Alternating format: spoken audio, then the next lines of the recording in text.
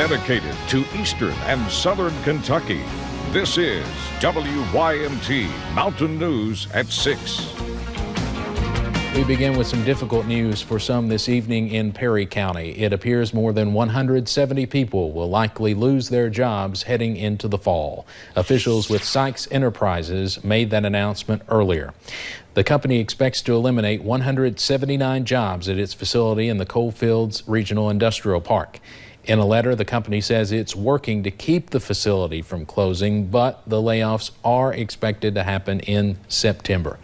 Most of the people being laid off are customer service agents. Sykes provides outsourced telephone customer service for companies. Sykes does say it hopes to move some of its employees into virtual call center jobs. We are working to talk with county officials tonight about this. We hope to have much more and hear from them at 11 o'clock. One of the largest coal companies in the United States is filing for Chapter 11 bankruptcy. Revelation Energy and Black Jewel operate mines in West Virginia, Wyoming, and here in eastern Kentucky. In Harlan County, they have a handful of mines, including one in Cumberland. That's where WYMT's Will Puckett reports from tonight. On any given day, the sound of the rubber tire of coal trucks can be heard pounding this road. It's gotten a lot better over the last few years. But Tuesday, 2 days before the holiday, Revelation Energy and Black Jewel mines sit idle. It's always disappointing when you hear that news because, we've had ups and downs in the coal industry for years. Idle, not running because they filed for bankruptcy protection in federal court. This simply just seems to be maybe a hiccup along the way. And we certainly hope that that's just the case and that people can continue to work and that they continue to mine coal. We reached out to company officials who declined to comment, saying they did not have a statement, did not want to answer questions, and were working tirelessly to get miners back to work. We haven't received any warn notices, which is required by law, from Black Jewel or any of their subsidiaries. At this point, I'm not in panic mode. As expected, Judge Executive Dan Mosley knows there will be fears, but he has a message to Harlan Countyans.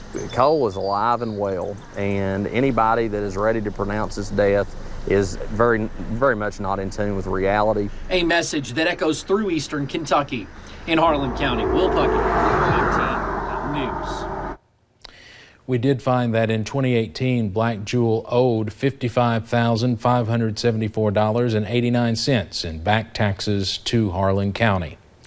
A former Knox County magistrate is accused of illegally selling pain pills. Jerry Rabbit Cox was indicted on charges of illegally distributing hydrocodone and oxycodone last year.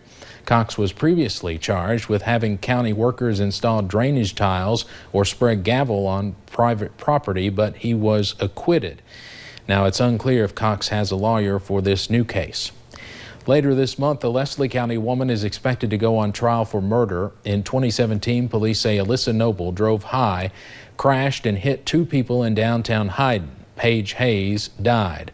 One of her co-workers was severely injured. Noble's trial is set for July 22nd. She faces numerous other charges, including assault.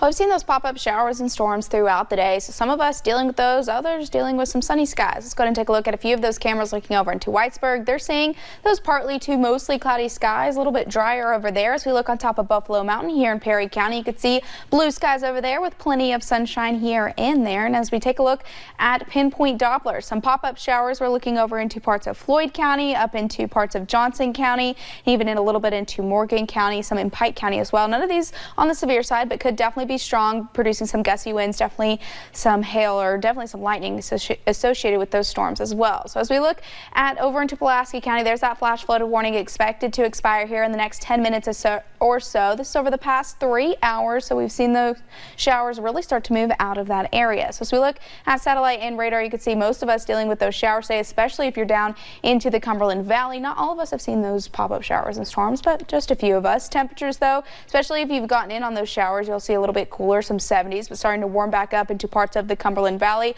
Lower 80s Hazard and Jackson, those upper 80s if you're looking up into Moorhead. Dew points upper 60s, lower 70s. Definitely feeling muggy out there. That'll continue as we head throughout the rest of the work week. Have a look at that full forecast coming up in just a few short minutes. All right, thank you, Paige. It is a tough day for one Laurel County community. Investigators say an elementary school principal was killed in a crash.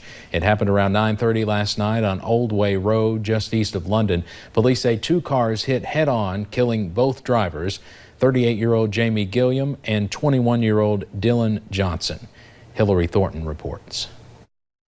I've seen everybody today driving a lot slower down this road after knowing what had happened. Much of the Laurel County community shaken after the Monday night crash along Old Way Road. I heard a loud bang. Neighbors running outside, seeing the impact of two vehicles hitting head-on just over what they call a blind hill. It was obvious that something bad had happened there. Passenger car traveling northbound on Old Way Road topped a hill on the wrong side of the road and hit a minivan head-on. The impact was catastrophic to both vehicles. 21-year-old James Dylan Johnson, who was driving the car, and 38-year-old Jamie Gilliam, who was driving the minivan, killed in the crash. Deputies say the damage left behind by that impact is some of the worst they've ever seen. The passenger car even overturned backwards on its top after the impact. The impact was so severe. Johnson, who family members say loved to fish and just recently moved to this area, was alone in the car. Gilliam was with her husband and 3 young children, all 4 of them seriously injured. One of the worst nightmares for a first responder. Gilliam was an educator in her home county, previously serving as principal at Johnson Elementary School, where a staff member tells us they were like a tight-knit family. And just hours before the crash, finishing her first day in her new role as director of pupil personnel. I don't think this is anything that's going to leave any of our memories anytime soon. In Laurel County, Hillary Thornton, WKYT. Investigators did not have an update on the conditions of the 4 people injured in the crash. Today, friends and family said a final goodbye to a Pike County teen killed in an accidental shooting. Her funeral was today at noon. Gabby's services were held at the McCoy Athletic Center. That is the gym at Phelps. Gabby was just 16 years old. She would have been a senior this year. A trial date is set in a Knox County murder case. Glenn Powell is accused of shooting and killing Glenn Edwards back in September. At the time, police said Edwards was driving along Higgins Hollow Road in Knox County when he became stuck in Powell's driveway. After Edwards and a passenger went to look for help, Powell allegedly told them to leave his driveway, then went into his home and shot Edwards in the back, causing his death. His trial is set for November 14th. A new business in London is looking for 70 employees. Kohl's is expected to open in October. The positions are for both part-time and full-time positions. Hourly full-time positions include mainly operations, store support, and sales positions, as well as supervisory roles. We have a link on WYMT.com to apply. Senate Majority Leader Mitch McConnell was back in Kentucky today. He touched on a controversial story involving Nike. The shoe company is pulling an Independence Day design after concerns from the face of one of the shoe company's campaigns. Nick Oliver explains. U.S. Senate Majority Leader Mitch McConnell joined USDA Secretary Sonny Perdue today to visit one of UK's hemp-growing facilities. But the senator did not lay off the latest news out of former quarterback Colin Kaepernick. It's these shoes that Nike has canceled production on. They show the original American flag, also known as the Betsy Ross flag, showing 13 stars and 13 stripes representing the 13 original American colonies. According to reports, Colin Kaepernick, who has not played in the NFL for years but is sponsored by Nike, reached out to the company saying the shoes carried a, quote, connection to an era of slavery. You may remember Kaepernick sat the bench during his final seasons playing for the San Francisco 49ers while the national anthem played, citing injustice in America. Leader Mitch McConnell, in the middle of this hemp field, issued a challenge to Nike. I think we got a problem. I hope Nike either releases these shoes or some other shoemaker picks up the flag, puts it on a pair of shoes, and starts selling it. I'll make the first order.